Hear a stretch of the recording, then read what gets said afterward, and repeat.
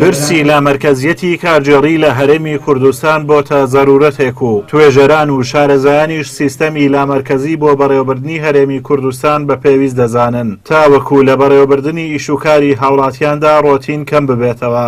بۆ ئەم مەبەستەش یەکەی توێژینەوەی سیاسی لە فاکەڵتی یاسا و پەیوەندیە نێودەوڵەتیەکانی زانکۆی سۆران بە هەماهەنگی لەگەڵ پەیمانگای کوردی بۆ هەڵبژاردن و ڕاپرسی پانێڵێکی ڕێکخستیایدا شیکردنەوە بۆ ئەو پرسە کرا.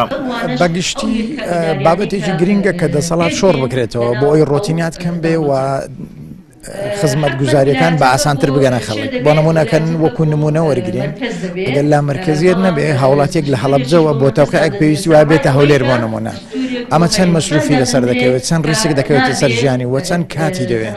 لە 5 قەزای پارێزگای هەولێر ڕاپرسەکە پەیمانگای کوردی بۆ هەڵبژاردن و ڕاپرسی لە سنووری پارێزگای هەولێر بە مەبەستی وەرگرتنی ڕای هاوڵاتیان لە سەرپرسی لامەرکەزیەت ڕاپرسیەکی لە نێو هاوڵاتیاندا کردووە. بەپێی ئەنجامەکانی ئەو ڕاپرسیەش سەدا 83 هاوڵاتیانی پارێزگای هەولێر سیستەمەکە بە بژاردەیەکی گونجاو دەزانن و داوای قوڵکردنەوەی ڕەهەندی لامەرکەزیەت دەکەن.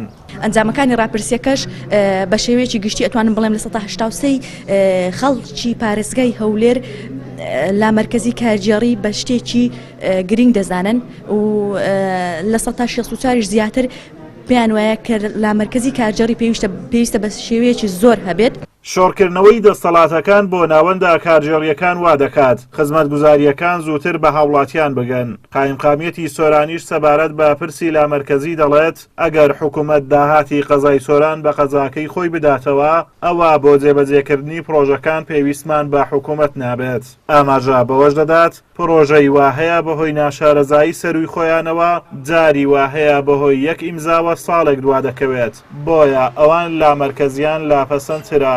من ئەگەر ئێستا داوا لە حکوومەتی خۆمەکەم ئەگەر داهاتی منتیقەی سۆران بدەنەوە سۆران من جارێ مەرحەلەی یەکەم پرۆژەکانمان پێویستمان بە پارەی مەرکەز نابێ بۆ مستەقبل بە کۆمەڵک پرۆژە و پلانی مستەقبلی استراتیزیم قەنەعەتم وایە ئەتوانین احتیمال لەسەر موسەی خەڵکیش بگەخینە سەرەوە مەسەلا. یعنی هاوڵاتی هەیە بۆ یەک ئیمزا دەبێت لێرە بستە هەولێر.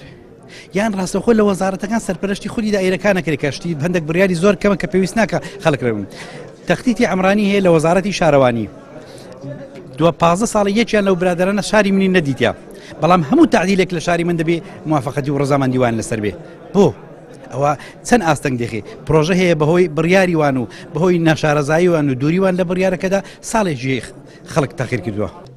لە هەرێمی کوردستان بەهۆی ڕۆتیناتێکی زۆر لە وەزارەت و فەرمانگەکانی حکوومەت کاروباری هاوڵاتیان وەکو پێویست بەڕێوەناچێت و هاوڵاتیان دووچاری ئەرک و خەرجی زۆر دەبنەوە. بۆیە جێبەجێکردنی پرسی لامەرکەزی بۆ هەرێمی کوردستان بە پێویست دەزانرێت. بەشێک لە شارەزانیش پێیان وایە ئەو پرسە بە سیاسی کراوە بە جۆرێک لە ئەنجامی ململانێ سیاسیەکانەوە تا ئێستا نەتوانراوە سیستەمەکە جێبەجێ بکرێت. ئازادۆمەراوی کەناڵی ئاسمانی پەیام قەزای سۆران.